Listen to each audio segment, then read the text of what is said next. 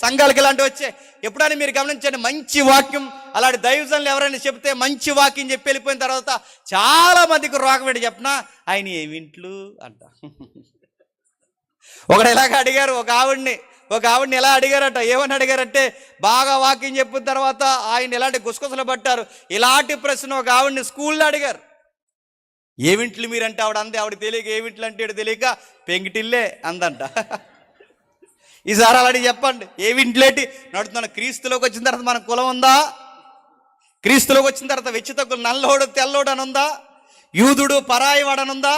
ఆ స్త్రీ పురుషుడు అని ఉందా? అసలు ఏ భేదం లేదు. మనం అందరం యేసుక్రీస్తునందు ఒక్కటే. యేసన్న గారు కులాన్ని గజ్జితో పోల్చారు. కుల గజ్జి అన్నారు.